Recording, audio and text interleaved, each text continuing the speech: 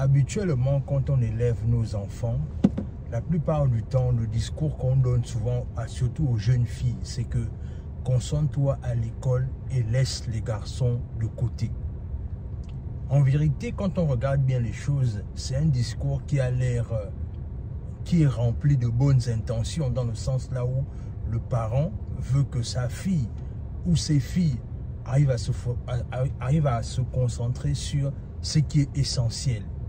C'est une bonne chose en soi, mais en vérité, ça soulève un problème qu'on va parler dans cette vidéo.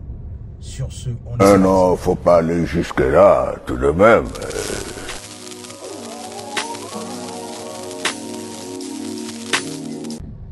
Salut, moi c'est Warren et bienvenue dans ma chaîne Warren. Salut, moi c'est Warren et bienvenue dans ma chaîne Vestige. Ici, on parle de développement personnel, on parle d'entrepreneuriat, on parle d'immigration aux États-Unis et au Canada. Ce sont des thématiques qui te parlent de choses à faire. La première, tu t'abonnes à la chaîne et tu partages la vidéo autour de toi. La deuxième, tu nous suis à travers nos réseaux sociaux, notamment Facebook, Instagram et TikTok. Qui se passe. L'enfant, certes, va réussir dans ses études, mais le problème dans ça, c'est qu'à un moment donné, l'enfant sera totalement novice en ce qui concerne les relations. C'est-à-dire les relations hommes et femmes. Je vais vous raconter une histoire pour que vous compreniez bien combien de fois cette histoire-là est dangereuse. Alors, c'est l'histoire d'une jeune dame. Elle était, c'est-à-dire qu'elle a grandi dans le même discours là. C'est-à-dire que les parents lui répétaient à chaque fois que tu es une jeune fille, il faut que tu réussisses dans tes études. Donc les garçons, tu me les mets de côté. Ce qui va se passer, c'est que la jeune fille, en grandissant, elle va réussir dans ses études. Elle va avoir les diplômes qu'il faut, mais elle ne va rien connaître des hommes. Et ce qui va se passer, c'est que quand la première personne qui va venir vers elle, avec laquelle elle va se mettre en relation avec, c'est la personne là en fait qui va... En fait, c'est la personne là avec laquelle elle va découvrir non seulement la sexualité et les relations, c'est-à-dire le fait d'être en couple. Mais en général, ce qui va se passer, c'est que la façon dont son premier, disons ça comme ça, va se comporter avec elle, parce qu'il va, à un moment donné, il va se comporter de façon abusive avec elle. Mais comme elle n'a pas eu d'expérience dans les relations, donc elle ne connaît pas la différence entre là je suis dans une relation abusive et là je suis dans une relation normale. Ce qui fait que du coup, tout ce que le gars va lui demander de faire, ou encore tout ce que toutes les façons dont le gars va se comporter avec elle, elle va se dire que c'est normal parce que à un moment donné, c'est comme ça que les relations se passent en fait. Mais alors que le danger dans ça, et pourquoi est-ce qu'il est important, voire primordial, de parler de sexualité avec ses enfants au fur et à mesure qu'ils grandissent. Notamment, là, je parle vraiment des jeunes filles. C'est-à-dire que les jeunes filles, à partir du moment là où elles commencent à avoir ces règles, c'est déjà le moment parfait de commencer à parler de relations, de sexualité et de relations, bien sûr. Alors, comment est-ce que la démarche là où on va parler de sexualité à ces jeunes filles-là, comment est-ce que ça va sauver leur vie? Ça va sauver leur vie dans le sens là où, certes, la priorité, c'est de réussir dans ses études et de devenir quelqu'un dans la société demain. Mais l'autre chose aussi, c'est de comprendre les relations hommes et femmes. Comment est-ce que ça fonctionne? Pour que la jeune fille, à un moment donné, par exemple, si elle se retrouve dans une relation abusive, elle connaît comment est-ce qu'il faut déjouer les pièges pour s'échapper d'une relation abusive. Ou encore, comment est-ce qu'il faut se comporter dans une relation. Malheureusement, le discours que nous on donne à nos enfants la plupart du temps, c'est qu'on focalise les enfants sur la réussite scolaire à tel point que ce qui se passe et le danger derrière ça, c'est que quand les enfants finissent par découvrir la sexualité dehors, et là ça revient à ce que j'ai dit au départ, c'est que quand les enfants vont finir par découvrir la sexualité dehors, la plupart du temps, qu'est-ce qui va se passer?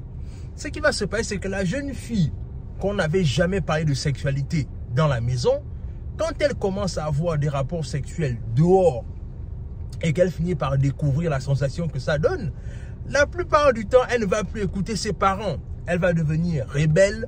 Quand on va lui parler, elle va avoir une attitude condescendante.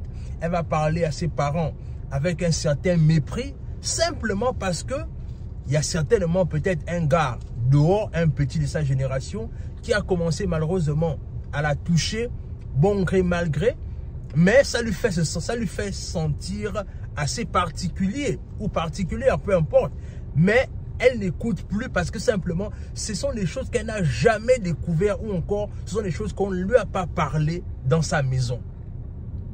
Est-ce que vous voyez le danger dans lequel on pousse nos enfants en fait?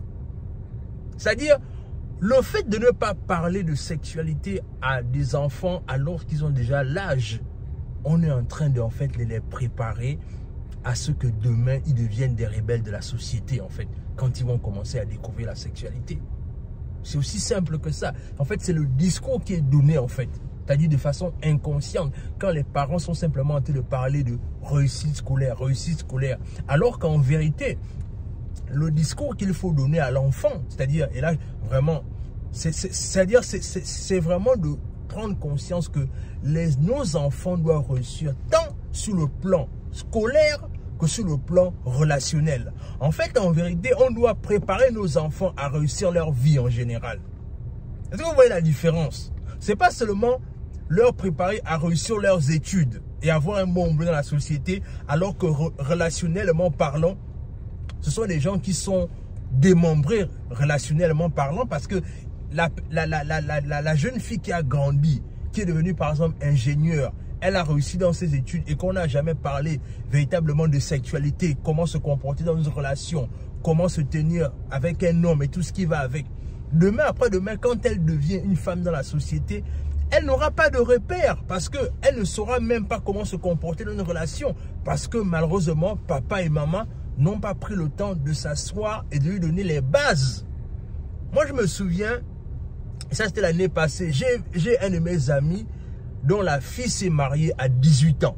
C'est-à-dire, moi quand j'avais vu ça, j'avais dit que mince, comment la petite là s'est mariée à 18 ans, alors que 18 ans à la base, 18-19 ans, c'est à la base là où on est en train de commencer d'abord même la life, c'est-à-dire on commence d'abord la vie. Comment est-ce que la petite s'est mariée à 18 ans en fait? Et j'étais un peu en train de critiquer ça et j'ai voulu parler de ça à mon ami, mais après j'ai dit bon, ce sont leurs choses, ils savent pourquoi ils font ça comme ça. Mais c'est avec le temps en fait que je réalise qu'en fait, c'était pas une mauvaise chose que sa fille se marie à 18 ans, 19 ans en fait. Parce qu'en vérité, quand on réalise bien, est-ce que 18 ans, 19 ans, ça va forcément être l'âge à laquelle elle va commencer à voir les enfants? Non, c'est pas ça. C'est-à-dire que si elle se marie avec son mari, parce que c'est un jeune couple, mais ils n'ont pas voulu faire l'étude de boyfriend, girlfriend, petit ami là. Ils ont voulu officialiser les choses. Et je trouve quelque part que, c'est très sérieux de la part du jeune homme parce qu'il est directement venu demander la main de la jeune fille. Et de deux, c'est aussi pour la sécuriser. Ça ne veut pas forcément dire qu'à 18 ans, ils vont commencer à avoir les enfants. Non, ça veut simplement dire qu'au moins, ils veulent bâtir les fondamentaux de leur relation et grandir ensemble. Et c'est maintenant avec le temps que je réalise que, mais c'était pas forcément une mauvaise idée en fait. Parce que ce qui va se passer, c'est que, et là encore on va parler des jeunes filles comme les jeunes hommes, c'est-à-dire que nous on a toujours tendance à vouloir résumer le mariage au fait que non, c'est pour un certain âge, mais alors qu'en vérité, un homme ou une femme qui a été trop connue avant de se marier, ça va être difficile pour elle de rester stable dans un mariage. Est-ce que vous vous rendez compte de ça? Ça va être difficile de rester stable dans un mariage. Mais je pense que ça, je vais parler de ça à la deuxième partie de la vidéo. Dites-moi ce que cette vidéo vous inspire. Si c'est quelque chose qui vous intéresse, je vais continuer à parler de ce genre de thématique-là. Si vous voulez, je vais parler un peu de l'instabilité dans le mariage. Si c'est quelque chose qui vous intéresse, manifestez-vous dans les commentaires. Comme ça, je ferai la partie 2. Sur ce, abonnez-vous à la chaîne. Partagez la vidéo autour de vous. Laissez des likes, laissez des commentaires. Et sur ce, on se dit à la prochaine.